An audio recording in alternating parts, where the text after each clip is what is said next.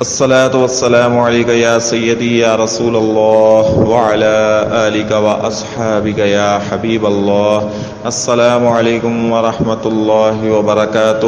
سامعین کرام، آج کی اس ویڈیو میں قرض سے نجات کے لیے ایک بہترین مجرب اور شاندار وظیفہ بتانے کی سعادت حاصل کر رہا ہوں. یہ وہ دعا ہے جو رسول اللہ صلی اللہ علیہ وآلہ وسلم نے اپنے ساتھیوں کو عطا فرمائی تھی، صحابہ کرام کو ہدیہ فرمائی تھی، اور اس دعا کے ذریعے سے لوگوں کا پہاڑ جتنا قرض بھی اتر جاتا ہے. آنکھوں دیکھی بات ہے، اور کیوں نہ اترے کہ رسول اللہ صلی اللہ علیہ وسلم کی عطا کی ہوئی دعا ہے. سامعین کرام، ویڈیو کو شروع سے آخر تک لازمی دیکھیں اور چینل کو سبسکرائب کر لیں، اور تاکہ آنے والی ہر ویڈیو آپ تک پہنچتی رہے. دعا کے لیے کمنٹس باکس میں اپنا نام ضرور درج کر دیا کریں. آپ کا نام لے کر خصوصی محفل میں آپ کے لیے دعا کرا دی جائے گی. نہ جانے کس کی دعا کس کے لیے قبول ہو جائے، اور یوں ہمارے زندگی کے بند راستے کھلنا شروع ہو جائیں، اندھیرے ختم ہو جائیں اور روشنیاں ہی روشنیاں آ جائیں. سامعین کرام، قرض سوائے ذلت اور رسوائی کے اور کچھ بھی نہیں ہے. حتی الامکان قرض لینے سے بچا کریں، اور انتہائی ضروری ہو تبھی قرض لیا کریں، ورنہ قرض سے بچنا بے حد ضروری ہے، کیونکہ قرض بلا آخر ذلت اور رسوائی کا سبب ہی بنا کرتا ہے. اور کبھی کبھی ایسا ہوتا ہے کہ ہم انتہائی کھٹن حالات سے گزر رہے ہوتے ہیں، اور اس دوران قرض لینے والے ہمارے دروازے پر آن پہنچتے ہیں اور دروازے بجائے جاتے ہیں. ہم سے قرض کی رقم واپس طلب کی جاتی ہے. اب خود سوچیں، جس شخص کے پہلے ہی حالات اتنے خراب ہیں، زندگی کی گاڑی بڑی مشکل سے کھینچ رہا ہے، تو وہ قرض کی رقم کہاں سے ادا کرے گا، کس طرح سے لائے گا، کہاں سے لائے گا؟ تو یہاں پر انتہائی پریشانی والا معاملہ بن جاتا ہے، اور پھر انسان کو کچھ نظر نہیں آتا. کئی لوگ جو ہیں اس کو اپنے دماغ پر سوار کر لیتے ہیں اور یوں بستر سے لگ جاتے ہیں. سامعین کرام، اسی لیے قرض دینے والے کے لیے بھی یہی ہدایت کی گئی ہے کہ جہاں تک ممکن ہو وہ قرض دار کو مہلت دے.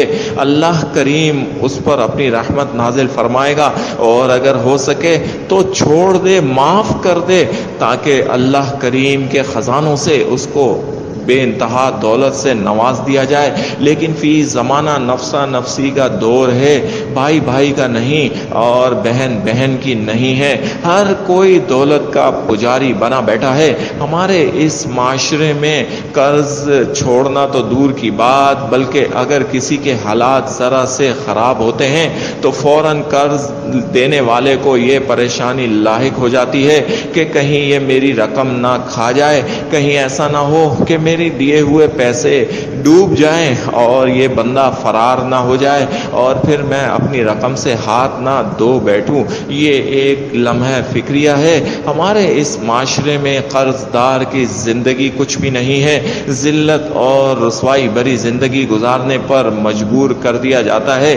تو اس لیے اگر ایسے وہ تمام بہن بھائی جو قرض کی دلدل میں پھنس چکے ہیں، دھنس چکے ہیں اور پریشانی والی زندگی گزار رہے ہیں، انتہائی کھٹن معاملات ہو چکے ہیں، اور انہیں سمجھ نہیں آ رہا کہ اتنا زیادہ قرض کیسے ادا ہوگا، زندگی کی گاڑی بڑی مشکل سے چل رہی ہے، تو یہ قرض دینے کے لیے رقم کہاں سے آئے گی، کس طرح سے رقم کو ادا کیا جائے گا؟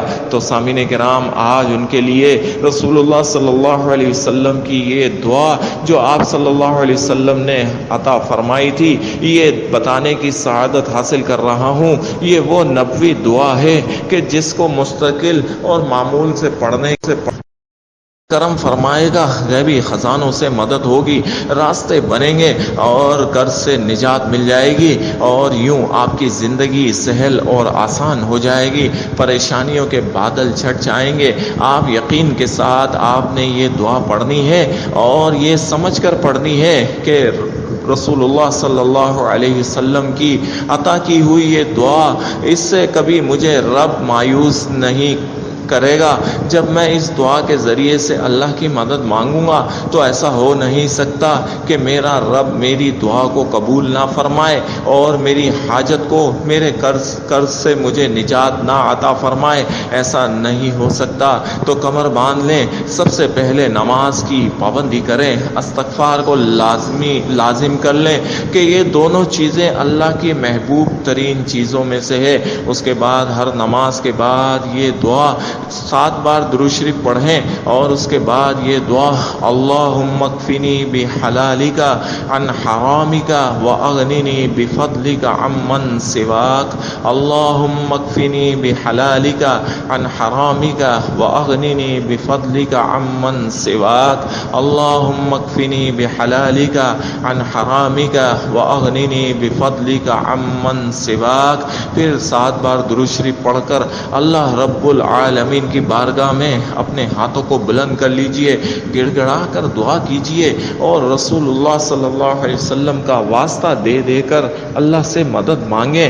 آپ اس دعا کو ہر نماز کے بعد پڑھنا اپنا معمول بنا لیں، چاہے مرد پڑھے، چاہے اس کی بیوی پڑھے، بیٹا پڑھے یا بیٹی پڑھے۔ جس گھر کے مکینوں پر قرض چڑھا ہے، گھر میں سے کوئی بھی پڑھ سکتا ہے۔ پاکی کی حالت میں ہی اس عمل کو آپ تب تک جاری رکھیں جب تک آپ کے سر سے قرض کی ایک ایک پائی ادا نہیں ہو جاتی۔ آپ یقین کیجئے اس دعا کے پڑھنے کے بعد سے اللہ کا غیبی نظام ایکٹیویٹ ہوگا اور آپ کے لیے راستے بننا شروع ہو جائیں گے، غیبی مدد ہونا شروع ہو جائے گی، پتہ نہیں چلتا۔ جب رب کی مدد آتی ہے تو پھر معجزے ہوا کرتے ہیں اور پھر انسانی عقل حیران رہ جاتی ہے کہ یہ کیسے ہو گیا، یہ کہاں سے ہو گیا، کیسے اتنا بڑا قرض ہم نے ادا کر دیا، کیسے اس قرض سے نجات مل گئی۔ اور پھر ایسے ہی ہوا کرتا ہے، اللہ کی مدد کے آگے پھر سب بیکار ہو جاتا ہے۔ اور یوں آپ اس دعا کے صدقے میں، اس دعا کے ذریعے سے، اللہ کریم کی مدد کے ذریعے سے اپنے بے انتہا قرض سے نجات پالیں گے اور اللہ کریم آپ کے لیے ایسی جگہوں سے راستے بنا دے گا کہ آپ خود حیران اور پریشان ہو جائیں گے۔ قرض کی ادائیگی تک آپ اس وظیفے کو پڑھنا، اس دعا کو پڑھنا ہر نماز کے بعد اپنا معمول بنائے رکھیں اور پھر دیکھیں کہ اللہ کریم کیسے آپ کو قرض کے مرض سے نجات عطا فرماتا ہے۔ اللہ رب العالمین سے دعا ہے کہ رب العالمین تمام مسلمانوں پر اپنی رحمت نازل فرمائے، جتنے قرضدار مسلمان پریشان حال ہیں یا رب العالمین سب کے قرض کو ادا فرما دے، ان کی پریشانی کو دور فرما دے، سب پر اپنی رحمت نازل فرما دے۔ آمین یا رب العالمین، آمین۔